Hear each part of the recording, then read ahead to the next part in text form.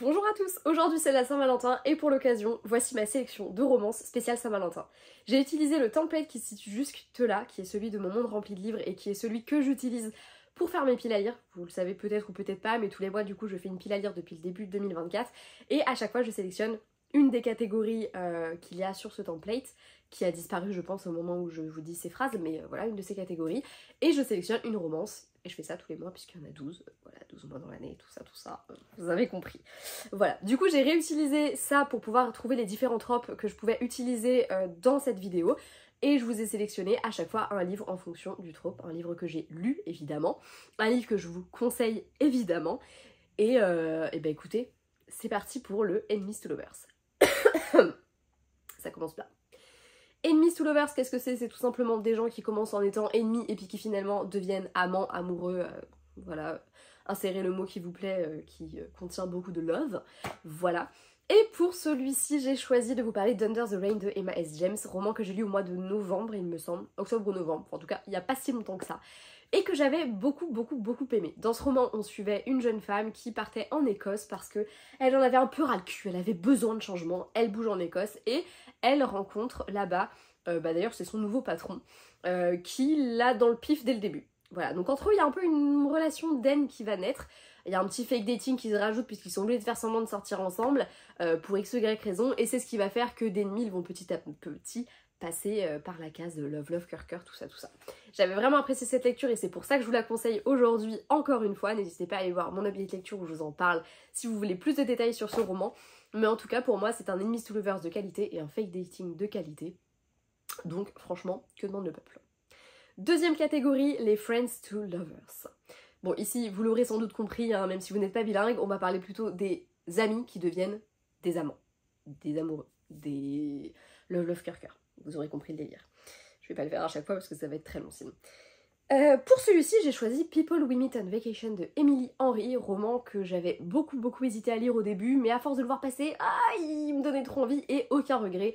J'ai lu cet été et j'ai adoré. Bon, c'est peut-être pas trop la période pour le lire. Autant Écosse, pluie, tout ça, bon ça va, on est en plein dedans.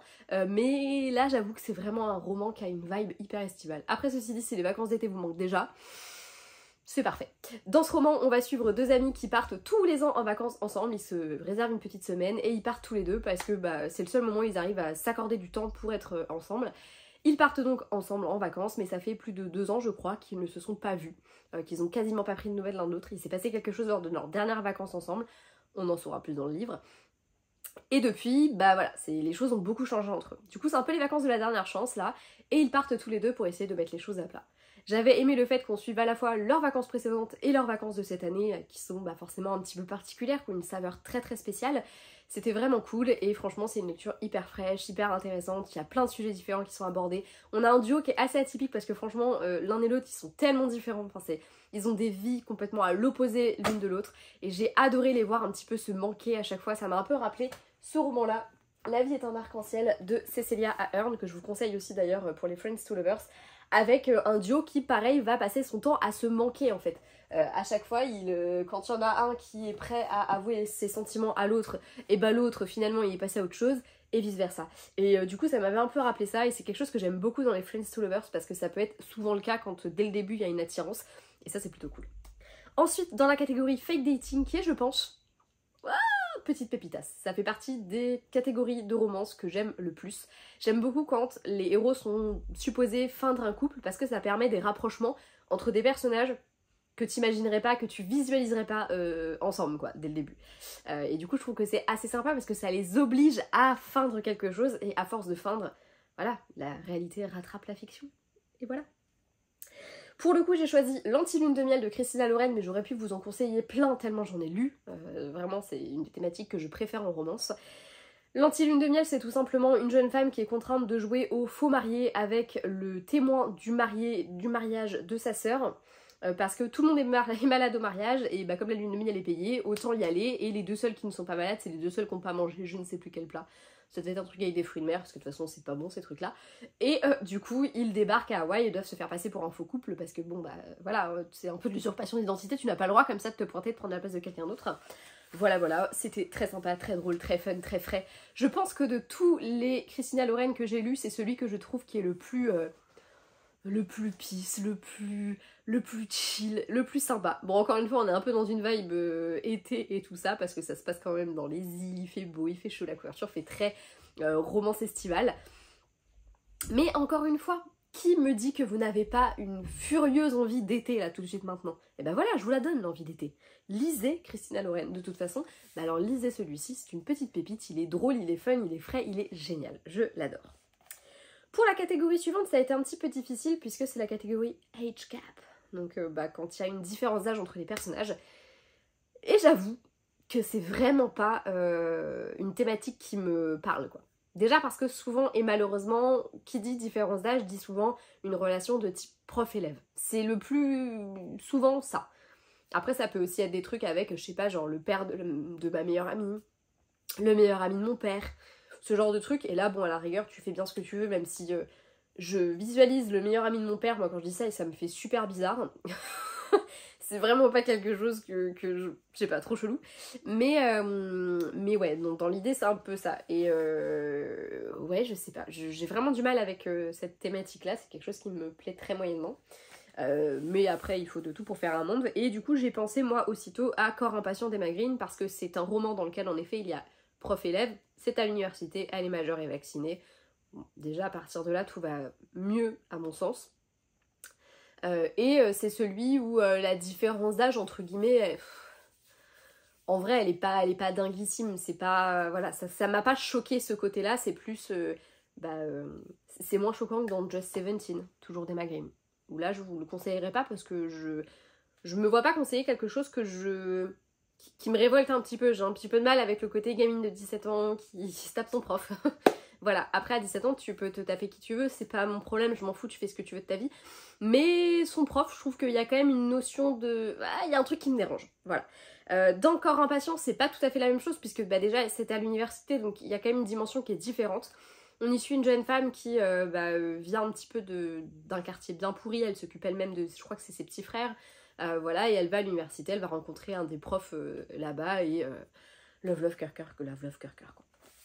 J'avais globalement bien aimé, et pour la petite anecdote, c'est la première saga que j'ai lue de Emma Green, enfin le tome 2, c'est le premier Emma Green que j'ai lu, je crois que ça s'appelle Cœur insoumis, si je dis pas de bêtises, ça doit être Corps impatient, Cœur insoumis, Amant docile la saga, et du coup Cœur insoumis c'est le premier Emma Green que j'ai lu. Je l'ai lu quand j'étais, c'est ma première année de fac, j'ai été à Lorient quand je l'ai lu, et voilà, tout simplement. Voilà. Et je me rappelle que l'héroïne s'appelait Solveig, je crois, parce qu'il me semble que...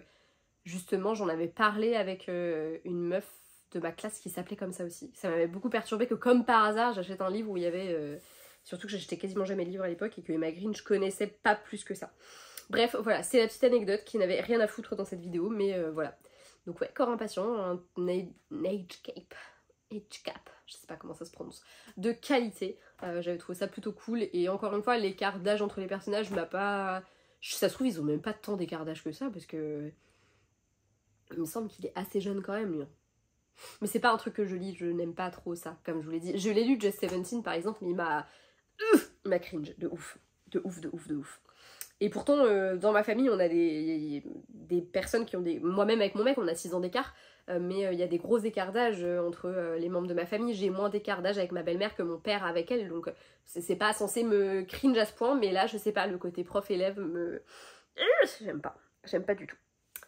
Ensuite, catégorie seconde chance. Bon là, c'est quelque chose qui me plaît déjà un peu plus, hein, puisque dans les secondes chances, généralement, on va être sur une histoire qui a une histoire entre des ex, tout simplement. Et généralement, j'avoue, j'aime assez. J'aime assez alors que moi-même, jamais j'irai revoir mes ex. Genre vraiment, non, flemme, grosse flemme. Du coup, là en l'occurrence, j'aime assez parce que généralement... C'est toujours assez subtil, c'est des histoires dans lesquelles bien souvent il s'est passé quelque chose et il y en a un qui est parti, qui a abandonné un peu l'autre ou ceci ou cela et on en apprend plus et généralement j'aime bien, je trouve ça très sympa le côté en fait on achève une histoire qui a jamais été achevée et ça généralement j'aime beaucoup et là en l'occurrence j'ai choisi un livre qui pour le coup est un livre que j'ai lu il y a longtemps. J'ai essayé dans cette vidéo de prendre des livres que j'avais lus assez récemment, ne serait-ce que parce que j'aimerais bien qu'ils soient accessibles facilement en librairie et que vous n'ayez pas à galérer pour les trouver.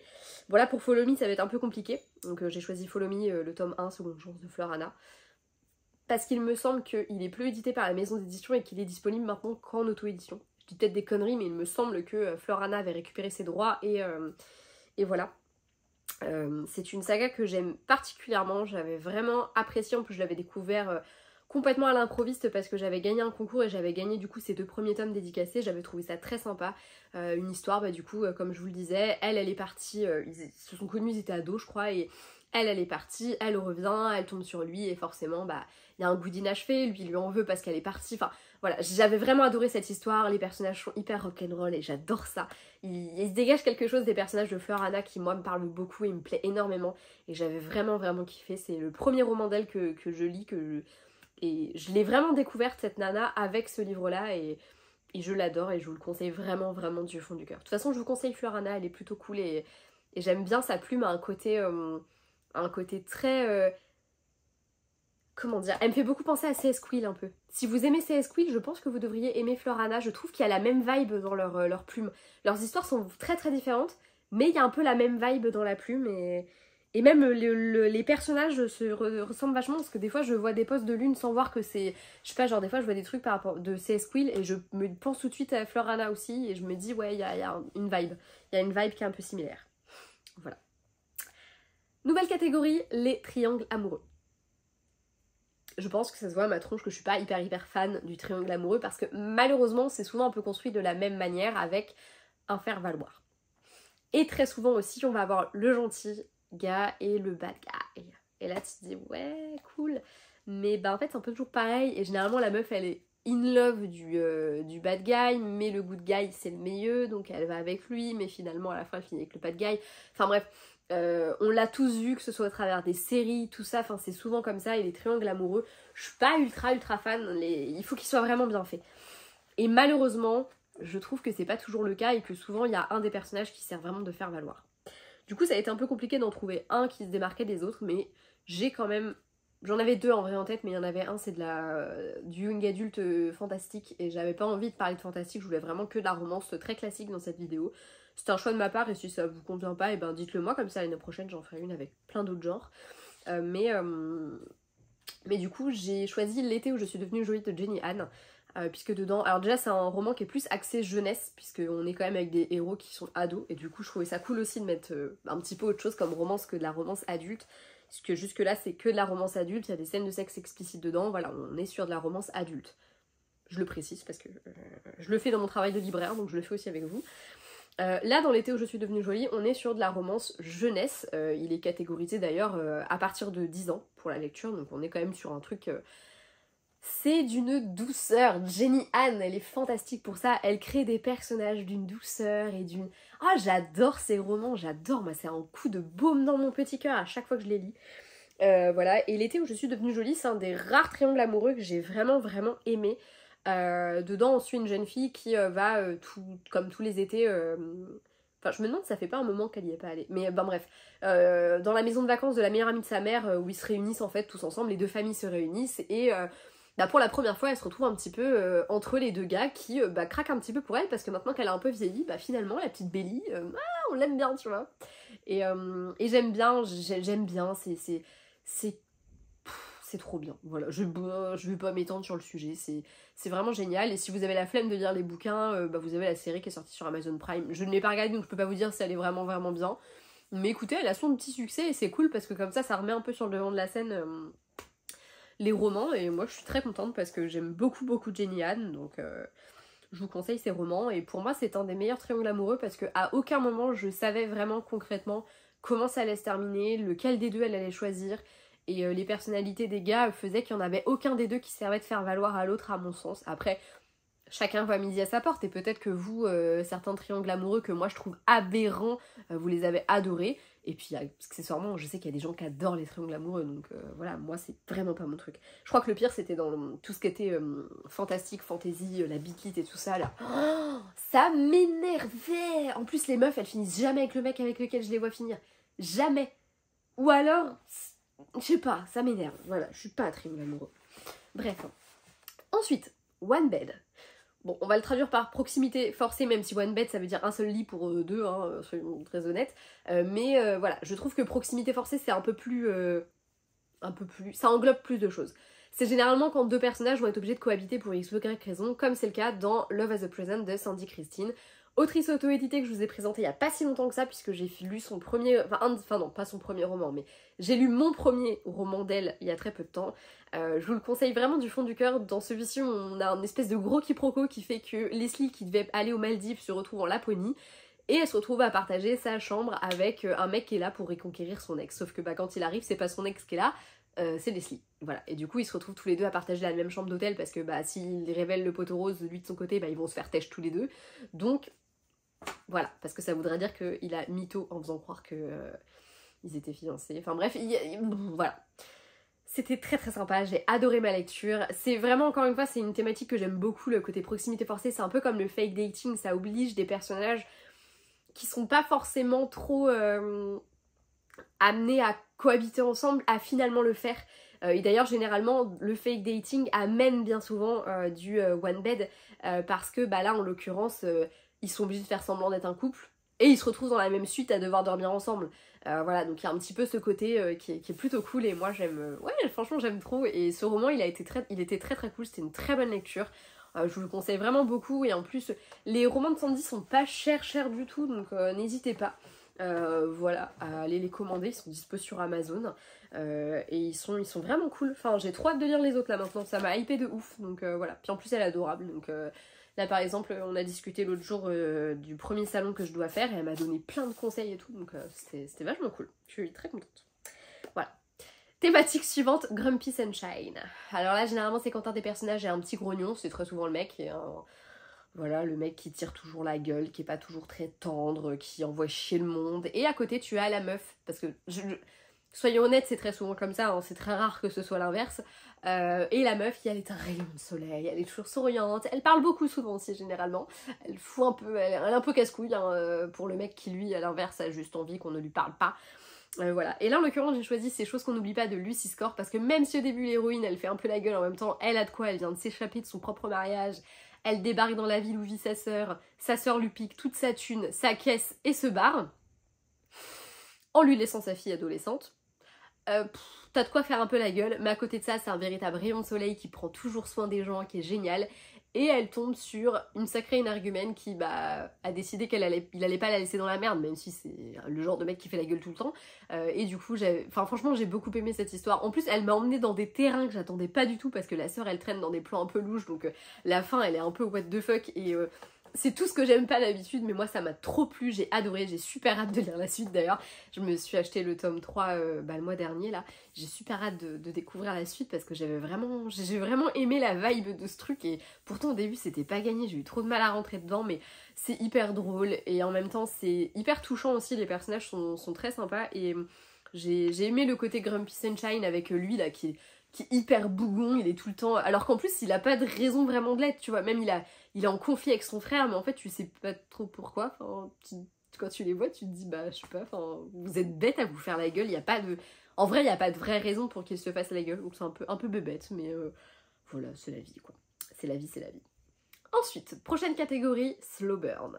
Alors là, j'ai choisi un livre que moi, j'ai apprécié, mais qui m'a un petit peu déçu, c'est The Spanish Love Deception.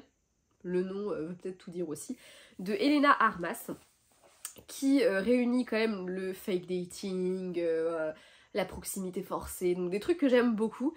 Et justement, le slow burn, je pense que c'est ce qui m'a un peu freiné dedans, parce que j'ai un peu eu l'impression que le démarrage était très lent.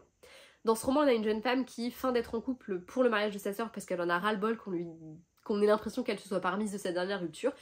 Et elle va accepter, bien malgré elle, Enemies to Lovers aussi, et Romance au travail, elle va accepter l'aide d'un de ses collègues puisque en fait il l'entend discuter avec quelqu'un et il comprend qu'elle est dans la merde, donc il lui fait vas-y je viens avec toi, je fais ton faux mec si tu veux.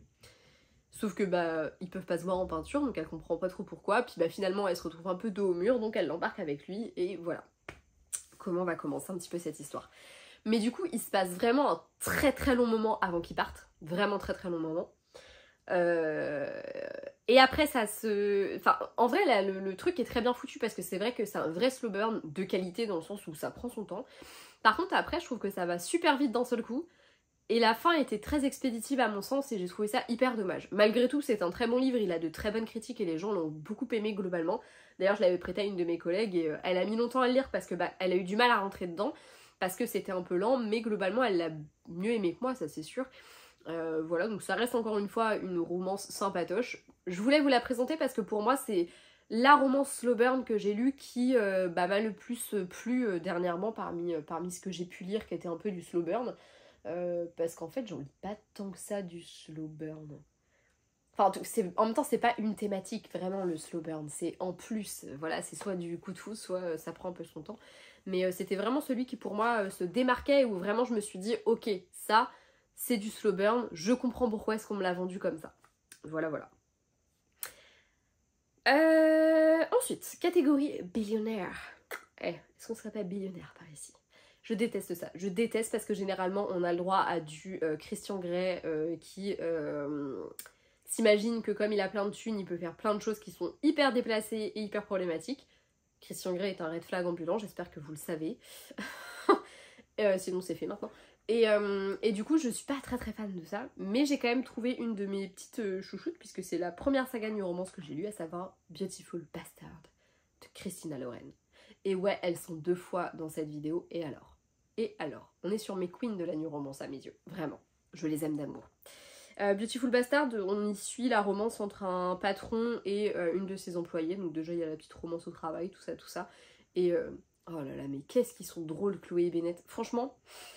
Christina Loren, c'est rare qu'elle me fasse chialer, généralement elles me font plus chialer de rire quoi, vraiment, genre tu te marres, et je pense que là leur première saga c'était vraiment ça, c'était, ça envoyait à niveau sexe, mais c'était hyper drôle, et Beautiful Bastard franchement très cher à mon cœur, encore une fois c'est la première saga New Romance que je lis, donc très cher à mon cœur, et ouais on va dire que c'est le truc que j'ai trouvé où il y avait peut-être le plus... Et encore, ça se trouve, je dis ça, mais je me rappelle même pas si Bennett il a vraiment beaucoup de thunes ou si c'est vraiment flagrant. Je l'ai lu il y a beaucoup trop longtemps pour m'en rappeler. Bref. Avant-dernière catégorie, Step Brother. Alors là, on est encore une fois sur quelque chose que... Alors, c'est pas que j'aime pas, c'est que maintenant, je pense que je suis un petit peu vieille pour lire ça, parce que... Et d'ailleurs, quand je vous ai parlé de ce roman que je vais vous présenter là tout de suite, je vous l'ai dit, que j'avais de plus en plus de mal avec les personnages qui étaient adolescents quand c'est de la romance pour adultes, donc avec du cul dedans. Appelons un chat un chat. Et du coup je pense que c'est pour ça que c'est un peu moins mon truc maintenant, mais j'ai écrit un roman qui est avec des demi-frères et demi-sœurs, donc je peux difficilement ouvrir ma gueule. Voilà. J'ai choisi de vous parler d'Upside Down de Emma S. James. Ouais, elle aussi, elle est 2 fois dans ma vidéo, et tu vas faire quoi, ok? Upside Down, c'était l'histoire du coup d'un remariage avec du coup le père d'une jeune fille qui était danseuse classique, donc hyper carré, tout ça, qui vient d'une famille un peu aisée, et un jeune garçon un peu type bad boy qui faisait du hip-hop, tout ça.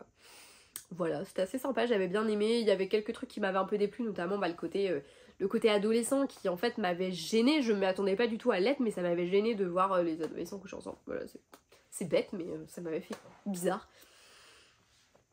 Et du coup, allez voir ma vidéo si ça vous intéresse. Mais du coup, j'avais été un petit peu gênée, mais sinon, globalement, j'avais trouvé cette lecture très sympa. C'est une belle romance, et le côté danse, c'est trop cool de les voir.